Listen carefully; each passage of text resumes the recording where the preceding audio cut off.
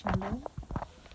परमेश्वर को महिमा मिले, परमेश्वर के वचन को महिमा मिले। इस नए वर्ष में फिर एक बार परमेश्वर ने मौका दिया कि मैं आपके साथ इस वर्ष की प्रॉमिस वर्ष के साथ आपके साथ वचन को बांट सकूं।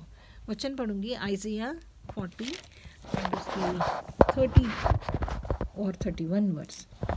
तरुण तो थकते हैं, श्रमित हो जाते हैं और जवान ठोकर खाकर गिरते हैं, परंतु जो यहोवा की बाट जोहते हैं वे नया बल प्राप्त करते जाएंगे। वे उकाबों के समान उड़ेंगे, वे दौड़ेंगे और श्रमित न होंगे, चलेंगे और थकित ना होंगे। परमेश्वर वचन के पढ़े सुने जाने पे आशीष दे। बहुत सुंदर वचन है।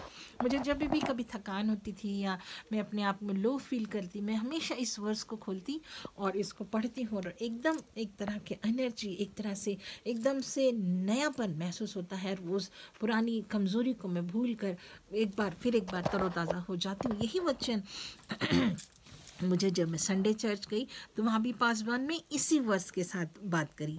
आज 10 तारीख है जनवरी, और जब मैं कैलेंडर पे अक्सर देखती हूँ कि आज के लिए वर्ष क्या है, तो मैं जब गई और देखा, मैंने पीछे मेरे कैलेंडर है और इसमें अगर मैं जनवरी 10 की 2023 की वर्ष अगर पढ़ती हूँ तो उसमें यही वर्ष 31वीं वर्ष मेंशन की गई कि जो यहोवा की बाट जो होते हैं वह नया बल प्राप्त करते जाएंगे। अब हम थोड़ा सा इस पर मनन करेंगे जो परमेश्वर ने मुझे प्रकाशन दिया। इसके लिए मैं आपके साथ शेयर करना चाहूँगी कि परमेश्वर हमारा जो है ऐसा परमेश्वर यहोवा, ये वचन, ये वाचा का ये प्रॉमिस वचन यशायाह नबी के द्वारा हमें दे रहा है। पुराने ऐतनामे में से, मतलब ये वादा उसने इजराइलियों के लिए किया था। इजराइली मतलब परमेश्वर के चुने हुए लोग। तो मैं और आप भी परमेश्वर पर विश्वास करने के कारण उसके संतान, उसके चुने हुए लोग हैं। तो ये प्रॉमिस मेरे और आपके लिए भी है। प्रभु यीशु मसीह नए ऐतनामे में सिमिलर वर्स के साथ हमें आशीषित करता है। वो है मत्ती 11:28 में लिखा है, हे परिश्रम करने वाले, बोझ से दबे हुए लोग, मेरे पास आओ, मैं तुम्हें विश्राम दूंगा। और प्रेरितों के काम 1:8 में 8वें वर्ष में लिखा है, जब पवित्र आत्मा तुम पर आएगा तुम सामर्थ पाओगे और मेरे गवाह ठहरोगे। यस, ये त्रेक परमेश्वर के वादे हैं। यहोवा परमेश्वर, पिता परमेश्वर, पुत्र परमेश्वर और पवित्र आत्मा परमेश्वर, तीनों हमें सामर्थ देने की बात करते हैं। तो क्यों इस वर्ष का मीनिंग हम समझ सकने वाले हो सके कि इसका अर्थ हमें क्यों प्रभु ये बल देना चाह रहा है हमको, क्योंकि परमेश्वर मेरी और आपकी सृष्टि जानता है। पहली बात कि मैं और आप मिट्टी हैं, हमें इस बहुत ज़रूरत है सामर्थ की। हमें ज़रूरत, मैं और आप एक कमज़ोर इंसान है जो कभी भी पाप में पड़ता है, अभिलाषा में पड़ता है, परमेश्वर से दूर हो सकता है। और ऐसे परिस्थितियों में परमेश्वर चाहता है कि मैं और आप हार करना बैठ जाए कि मेरे साथ मेरे सपने पूरे नहीं हुए, मैं फेल्योर महसूस हुआ हूँ, मेरे बहुत से काम सफल नहीं हुए, तो मैंने अपने आप को निराशा में नहीं ढकेलना। लेकिन ये वचन मुझे और आपको एक नया बल देने के लिए परमेश्वर कहता है कि हमारी शक्ति, हमारी सामर्थ्य से परे परमेश्वर हमसे प्यार करता है, हमारी चिंता करता है और हमारे लिए बल प्रदान करने के लिए तैयार रहता है। ये इस वचन का अर्थ है कि प्रभु चाहता है, क्योंकि अगर हम इन वचनों को जो मेंशन कर रहे हैं आप ज़रूर पढ़ें। वचन यिर्मयाह 18:15 में कहता, तुमने तो अपने सहूलियत से पगडंडियाँ कर ली हैं और तुम राजमार्गों को भूल गए, तुम मुझे भूल गए, तुम मुझसे दूर हो गए। हाँ, कभी कभी हम नाराज़ हो जाते परमेश्वर से, जब हमारी बातें पूरी नहीं होती, हमारे सपनों में खलल आती है, तब हम परमेश्वर से दूर हो जाते, निराश हो जाते, हार कर बैठ जाते कि अब कुछ नहीं हो सकता। ऐसे समय में ये वर्ष, ये वादा आपको बहुत मदद करेगा। अगर हम दाऊद जो इतनी सेना लेके चलता था, वो तक परमेश्वर के वचन में हमें कहता है कि मेरा बल, परमेश्वर मेरा शरण स्थान और मेरा बल है। यस, हमारा बल कौन है? हमारा बल हम किसको मानते हैं? अपनी शक्ति, अपनी बुद्धि, अपनी ताकत, कुव्वत। वचन कहता है अपनी समझ का सहारा ना लेना, हमें परमेश्वर का सहारा लेना, वचन का, परमेश्वर की इन बातों का सहारा लेना, जिसमें वो कहता है 116:8 में वो कहता है, यहोवा ने मेरे प्राण को मृत्यु से, मेरी आंखों को आंसू बहाने से, मेरे पाँव को ठोकर खाने से बचाने वाला मेरा परमेश्वर, मैं उस पर भरोसा रखूंगा। वो मेरा बल है, मेरा शरण स्थान है और मैं उससे प्यार करता हूँ। दूसरी बात, ये वर्ष हमारे आपके लिए एक वादा है। हमने जाना इस वर्ष से कि हम कमज़ोर इंसान हैं, इसलिए प्रभु हमें बल देना चाहता है। इस वचन से हमें वो जानता है कि प्रभु तुम जानो कि तुम कमज़ोर इंसान हो, तुम सक्षम नहीं हो, तुम चांद पर पहुंच गए, तुमने न्यूक्लियर बम बना लिए, लेकिन ये सब उसमें जीवन नहीं है, उसमें विनाश का कारण है। लेकिन मैं तुम्हारा बल, तुम्हें नया करता हूँ, तुम्हें पुनर्जीवित कर सकने वाला मैं तुम्हारा परमेश्वर।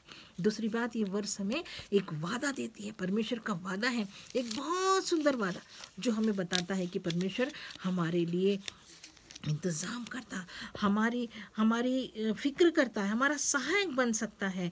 और हम जानते हैं क्यों क्यों क्यों अगर हम पीछे इसकी 28 और 29 आयत को भी पढ़ते हैं तो लिखा है कि वह जो आकाश का परमेश्वर पृथ्वी पर सृजनहार है, वह ना थकता है ना श्रमित होता है, उसकी बुद्धि अगम है, वह थके हुओं को बल देता है, शक्ति उनको अद्भुत सामर्थ्य देता है।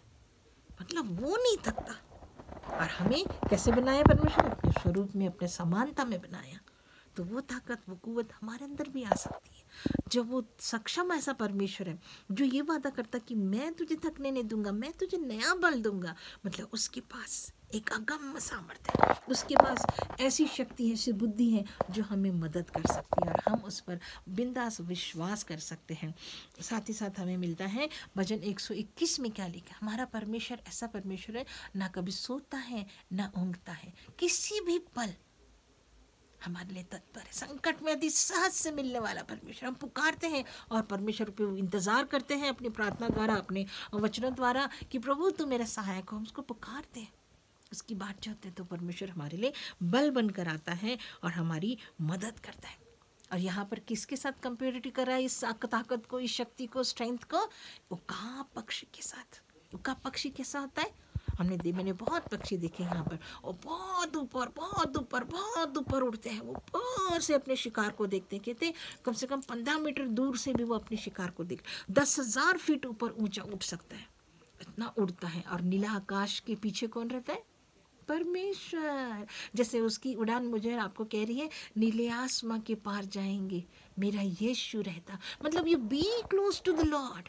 ये वादा कहता हूँ, तो क्लोजर रहो ना, परमेश्वर के नज़दीकी में भी रहो। वो तुम्हें बल देना चाहता है, वो तुम्हारी चिंता करता है। क्यों? किस लिए? क्योंकि वो हमें बलवंत हो जाए ऐसा चाहता है। वो चाहता है मेरा और आपका उस पर विश्वास बढ़े। वो चाहता है और बताना चाहता है कि वो सच्चा परमेश्वर है, वादों का परमेश्वर है, प्रतिज्ञा का परमेश्वर है, भविष्यवाणी का परमेश्वर। यस, मैं ऐसे करूँगा तुम्हारे लिए, तो वो ज़रूर करेगा। वादों का पक्का परमेश्वर है। हमारे बच्चे आज्ञाकारिता में चलकर परमेश्वर के लिए तैयार हो सकते हैं। हमारे जवान अपनी जवानी की दुनिया में सृष्टिकर्ता परमेश्वर को याद रख के उसके लिए इस्तेमाल होते। पति पत्नी अपने घराने समेत परमेश्वर की गवाही के रूप में उसकी प्रेम से भरकर सेवकाई कर सकती है। ज़रूरी है कि हमें वो परमेश्वर के बलवंत हाथ के नीचे हमें दीनता से रहना है। उचित समय पर हमें बढ़ाएगा, ऊंचा उठाएगा। और ये साल ऐसा उकाबों की आशीषों का साल है जिसमें प्रभु मुझे और आपको एक ऊंची उड़ानों में लेके जाएगा। वो आपको आशीषित करेगा, आपके जीवन में वो आशीषें देगा, क्योंकि वो हमारी ज़रूरत जानता है कि हम अकेले कुछ नहीं कर सकते। हम इतने सक्षम नहीं हैं, हम कमज़ोर इंसान हैं। हम अपने बुद्धि पे भरोसा रख के, शक्ति पर सकते नहीं चल सकते। हमारा परमेश्वर हमारे सहायक है। प्रतिभोर उसकी ग्रेस हमें मिलती है कि हम उसकी राह में चले और उसकी रिन्यू होकर हम उसकी महिमा करने पाए। तीसरी बात, ये नया बल कौन पा सकता है? किसके लिए आशीष है? हम जानते हैं हम कमज़ोर हैं, हम जानते हैं